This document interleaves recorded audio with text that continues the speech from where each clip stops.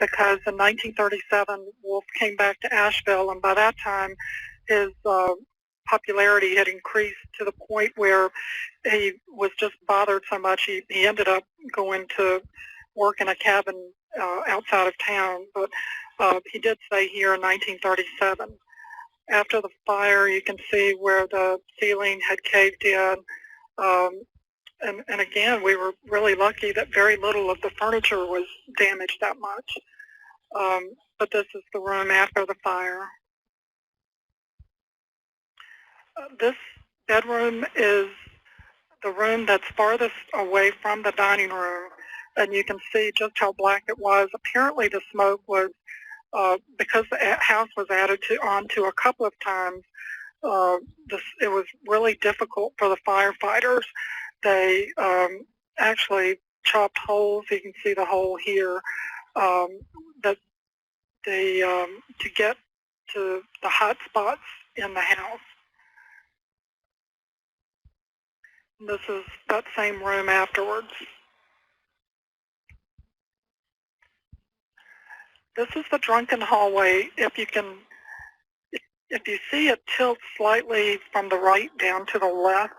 So when you walk down that hall, you really do have to balance yourself because it's almost like walking through a fun house. One of the interesting stories was one of the engineers told Steve that she thought she could fix that. And Steve said, please don't do that because the house was added onto and no telling what it would do to the rest of the house. Well, he came back from lunch one day and one of the plaster guys was in his office fuming because his plaster was cracking. So when Steve went over, he realized that the engineer had indeed was starting to jack up the house.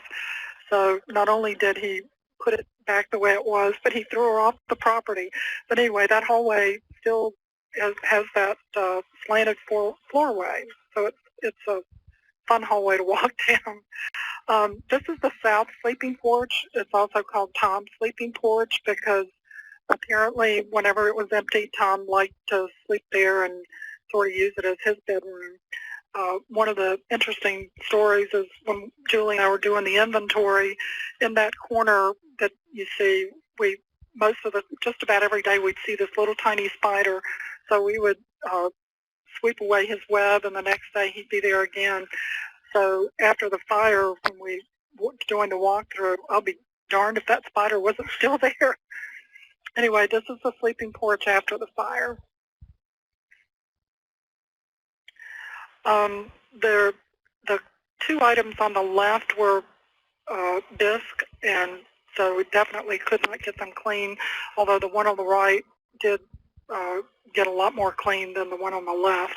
The object on the right was glazed, but still the smoke had gotten into the crazing, and there was just no way to get it clean. This was a basin that was in that 1937 bedroom, and unfortunately one of the beams hit the basin and knocked it over. So we managed to get most of the pieces, but you can see there are small ones missing. The cleanup crew did a fantastic job of putting aside everything that they thought was salvageable. And so they were finding lots of chips and pieces of things that we were able to match up with artifacts and put things back together. There were some improvements. Again, this is another piece of furniture that had darkened with time, and we had no idea of the beautiful wood graining underneath it. This is the dining room today. If you notice the fireplace on the right-hand side, I've got a better picture of it in a minute. Steve decided that he wanted to put the dining room back as best he could, but he also wanted to use period furniture, but not accessionate. He wanted the visitors to be able to sit at these tables and get some sort of feel of what it was like to eat in the dining room. And in fact, we have done a couple of fundraisers with dinner in the dining room. We've worked with the Renaissance Hotel. They would bring the food over, and we would do two seatings, and clean up immediately afterwards. Those have been proven to be very, very successful. Here's a picture of the fireplace. It's originally, the wood was originally chestnut, and local craftsman had enough chestnut that he was able to reproduce it. The tiles did pretty well in the fire. A couple of them were cracked, but most everything was able to be put back. So a new roof. You can see the slate roof is back on the boarding house. And a new coat of paint. We were actually doing paint analysis at the time of the fire and discovered that this was the color that Wolf described in his book. He thought it was a hideous color, and I have to admit it's kind of grown on me, but it was a little jarring to go from white to a brilliant yellow like this. You can go home again. This is the front of the house. And this is Steve Hill, just before he retired. You can see he now has gray hair, and he's earned every single one of them. But he did a fantastic job of getting what he wanted, and the house looks great today. So lessons learned. Be prepared. At the time of the fire, none of our sites had a disaster preparedness plan. We put together a boilerplate version and distributed it to all the sites and worked with them so that they could tailor it to their needs and specifications. Some of the things in the disaster plan include floor plans, noting where the locations of pull stations and fire extinguishers. Being a state agency, we have lots of forms that we have to fill out. So this is one from the State Bureau of Investigation, and we also have departmental forms. So each plan is just chock full of information, how to organize responses, your disaster response and teams and triage and so forth.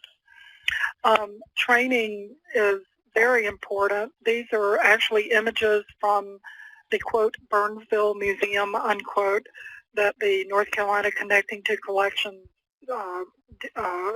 conducted a hands-on workshop.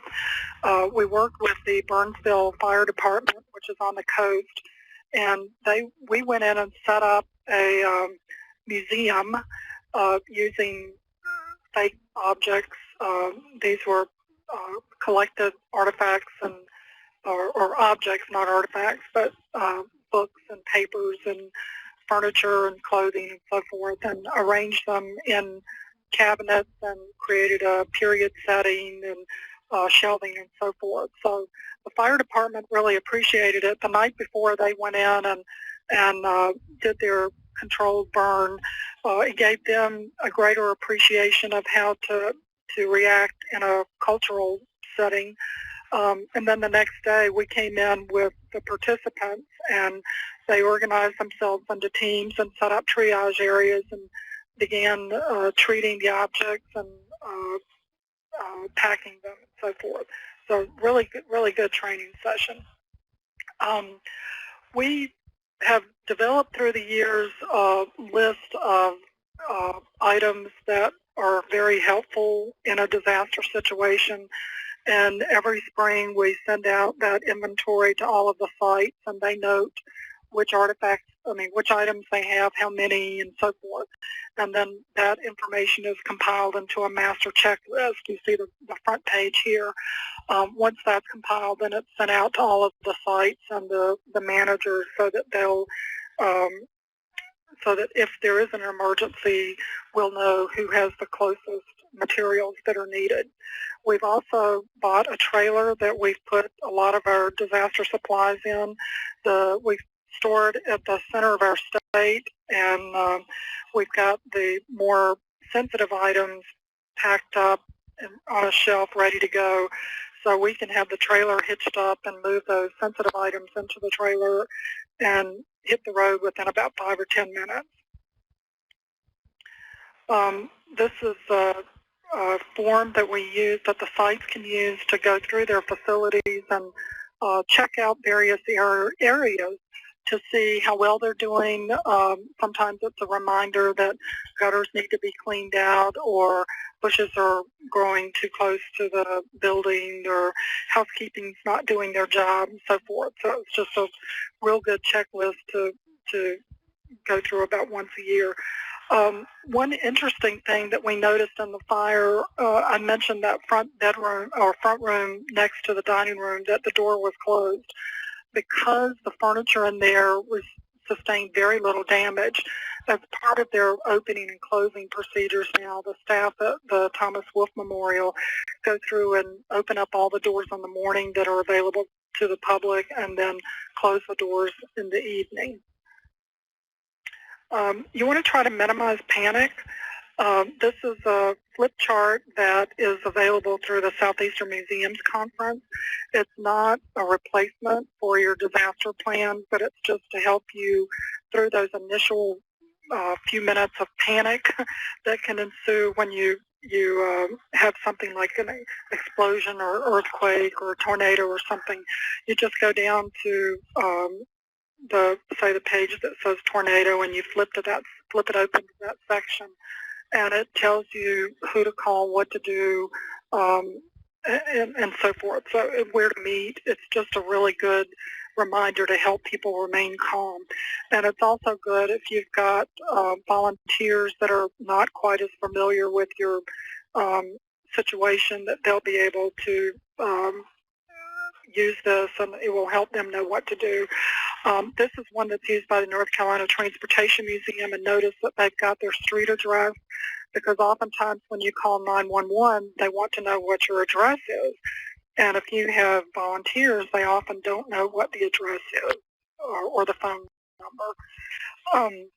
This is an example. We have each phone at the Transportation Museum, and hopefully most of our sites have this flip chart by their phone so that they'll be able to refer to it if needed.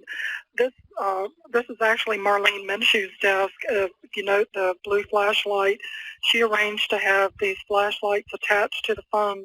So if the lights go out and you can make it to the phone, you can grab this flashlight and shake it up and down a few times, and then that activates it.